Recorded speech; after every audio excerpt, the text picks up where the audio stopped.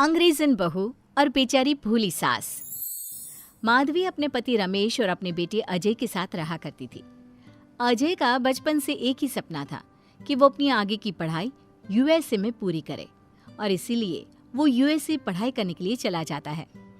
3 साल बाद जब वो अपनी पढ़ाई पूरी करके आता है तो अपने बेटे के आने की खुशी में माधवी उसकी पसंद के कई तरह के पकवान बनाती है और जब घर की डोरबेल बजती है तो माधवी अपने पति रमेश को कहती है, लगता है मेरा अजय आ गया है, आप यहीं बैठना, मैं दरवाजा खोलती हूँ। माधवी जल्दी से जाकर दरवाजा खोलती है तो दरवाजे पर अजय के साथ एक लड़की को देखकर वो अजय से पूछती है, ये कौन है बेटा? माँ, ये ग्रेटी है। हम दोनों यूएसए में साथ ही पढ़ते थे और अब ग्रेटी इस घर की बहू है। क्या बहू? अरे बेटा, तूने शादी कर ली और बताया भी नहीं। कम से कम अपनी माँ को बता तो देता कि तू अपने साथ इस घर की बहू लेकर आ रहा है। मैं बहू के आने की कुछ तैयारी तो कर लेती। कोई बात नहीं बहू, यही रुक, मैं अभी तेरे लिए पूजा की थाल लेकर आती हूँ। मॉम, आप अपनी ये फॉर्मेलिटीज बाद में पूरी कर लेना। I'm so tired right now. आजा डार्लिंग, अपना रूम कहाँ है? कोई बात नहीं बहू, तुम पहले आराम कर लो, तब तक मैं तुम्हारे लिए चाय बना कर लाती हूँ। ग्रेटी अपनी सास की किसी भी बात का कोई जवाब नहीं देती और अपने रूम में जाकर सो जाती है। कुछ देर बाद माधवी अपने बहू बेटे के लिए चाय नाश्ता लेकर उनके कमरे में जाती है, जहाँ ग्रेटी अपनी सास से कहती है, हाँ चाय, आ चाय। क्या हुआ ग्रेटी? अपनी मॉम को बोलो कि अब ये जब भी हमारे कमरे में आए तो नॉक करके आए। आपसे मैं ऐसा ही करूंगी बहू। वो तो आज ही तुम दोनों आए हो तो मुझे लगा थक गए होंगे, इसलिए जल्दी जल्दी मैं ऐसे ही चाय नाश्ता लेकर आ गई। वो क्या है ना, अजय जब भी बाहर से आता है तो आते ही चाय मांगता है, बस इसीलिए मैं ना ये चाय यहाँ रख देती हूँ, पी लेना, अदरक वाली चाय है। ये बोलकर माधवी वहां से जाने लगती है। तभी ग्रेटी अपनी सास से कहती है, जाते हुए अपनी साथ अपनी ये चाय भी ले जाओ, क्योंकि अजय अब चाय नहीं पीता। हाँ माँ, जब से मैं यूएसए गया हूँ तब से मैंने चाय पीनी छोड़ दी है। अब एक काम करो, हम दोनों के लिए कॉफी ले आओ, मैं सच में बहुत ज्यादा थक गई हूँ। अरे ठीक है, ला देती हूँ। अच्छा बेटा, तुम्हारे मम्मी पापा इंडियन है या फिर वही अंग्रेजी है? मेरे मम्मी पापा इंडियन हैं, पर मैं शुरू से यूएसए में रही हूँ, इसलिए मैं खुद को अंग्रेजन मानती हूँ। वैसे अब जल्दी से जाकर मेरे लिए कॉफी लेकर आओ और मेरे बारे में इतना ज्यादा इंक्वायरी करने का जरूरत नहीं है। अरे हाँ हाँ, अभी लाती हूँ। वैसे बहू, मैं तुम्हें ना इंडिया के सारे तौर तरीके सिखा दूंगी। अरे क्या हुआ, तुम्हारी परवरिश अगर यूएसए में हुई है हाँ तो इंडियन ही ना। आपसे ज्ञान नहीं मांगा है, अब कुछ देर के लिए हम दोनों को अकेला छोड़ दो प्लीज, हाथ छोड़ता है। अपनी बहू की बात सुनकर माधवी वहां से चली जाती है। माधवी का उतरा हुआ चेहरा देखकर रमेश माधवी से कहता है, हमने इस नालायक को बाहर पढ़ने के लिए भेजा था और इसने क्या किया, बाहर से अंग्रेजन बहू उठाकर ले आया। माधवी, तुम बहुत भोली हो, पर मैं नहीं। ये लड़की हमारा घर तोड़ देगी, हमसे हमारे अजय को दूर कर देगी।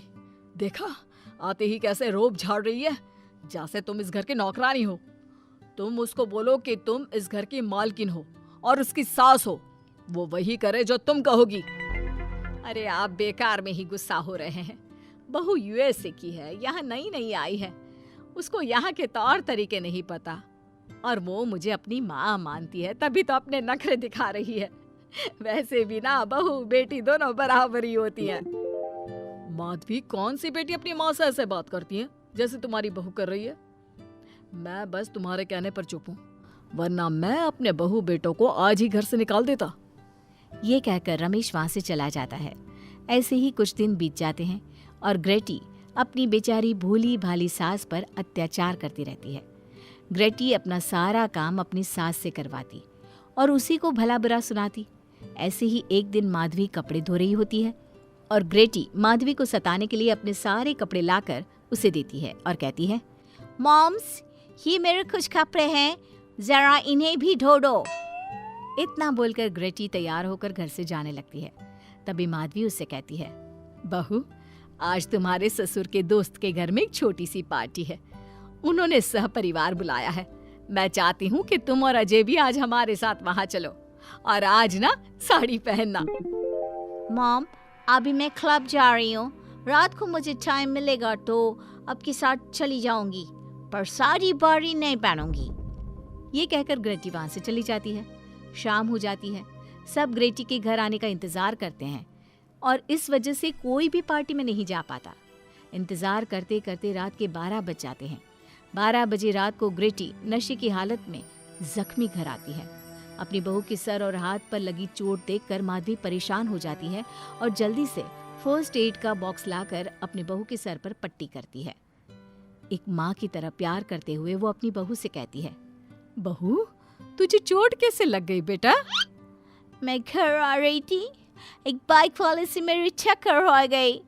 कोई बात नहीं बेटा, कल सुबह होते ही तुझे अपने फैमिली डॉक्टर के पास ले जाऊंगी। अच्छा, अब तू ना आराम कर, मैं तेरे लिए अभी हल्दी वाला दूध लेकर आती हूँ। माधवी, मैंने तुम्हें पहले ही समझाया था, ये अंग्रेजन हमारे घर के लिए ठीक नहीं है, पर तुमने मेरी एक नहीं मानी। अब देख लो, आज इस अंग्रेजन बहू की वजह से सारे मोहल्ले में हमारी नाक कट गई है। आज सब हम पर हंसते हैं और ये सब कुछ तुम्हारी वजह से हुआ है, तुम्हारी छूट की वजह से हुआ है। ये कहकर रमेश अपने रूम में चला जाता है, पर माधवी अपनी बहू की पट्टी करके उसे उसके कमरे में जाकर सुला देती है। अगले दिन माधवी ग्रेटी को लेकर अपने फैमिली डॉक्टर के पास जाती है, जहां ग्रेटी देखती है कि उस डॉक्टर की बहू ने साड़ी पहनी है और एक संस्कारी बहू की तरह घर में पूजा पाठ करके अपने सास ससुर के पैर छूकर उनका सुबह सुबह आशीर्वाद लेती है। डॉक्टर की बहू को देखकर ग्रेटी को अपना बर्ताव याद आता है और उसे एहसास होता है कि वो अपनी भोली और मासूम सास के ऊपर कितना अत्याचार करती है, पर फिर भी माधवी सबसे लड़कर हमेशा उसका साथ देती है। ये सब देखकर ग्रेटी को पश्चाताप होता है और कुछ देर बाद वो दोनों दवाई लेकर घर आती है। जब माधवी ग्रेटी को दवाई खिलाने के लिए उसके पास जाती है तो, मॉम, मुझे माफ कर दीजिए, मैंने कभी भी आपके प्यार को नहीं समझा, आप पर इतना अत्याचार किया, आपकी बेइज्जती की, आपसे घर का सारा काम करवाया। आपने मुझे कितनी छूट दी, पर फिर भी मैं आपके साथ इतना बुरा करती थी। और आज जब मैं नशे की हालत में चोट खाकर घर आई तो भी आपने मुझसे कोई सवाल नहीं किया, उल्टा आपने मेरा साथ दिया, मेरी सेवा की। आज जब मैंने डॉक्टर की बहू को देखा घर का काम करते हुए, अपने सास ससुर की सेवा करते हुए, तब जाकर मुझे एहसास हुआ कि मैं कितनी रॉन्ग थी। एक इंडियन होकर भी एक बहू के कर्तव्य से दूर रही और आपके ऊपर अपनी अंग्रेजी का रौब झाड़ती रही। मुझे माफ कर दीजिए सासू माँ। बेटा, अक्सर बच्चों से गलतियां हो जाती है। ऐसे भी सुबह का भूला अगर शाम को घर आ जाए तो उसे भूला नहीं कहते बहू। और मुझे बहुत अच्छा लग रहा है ये देखकर कि मेरी अंग्रेजन बहू कितनी समझदार हो गई है। जिसके बाद माधवी और ग्रेटी एक दूसरे को गले लगा लेती है और उसके बाद से ग्रेटी एक संस्कारी बहू की तरह रहती है और अपनी सास को किसी भी शिकायत का मौका नहीं देती। अपनी सास ससुर की बहुत अच्छे से दिल से सेवा करती है।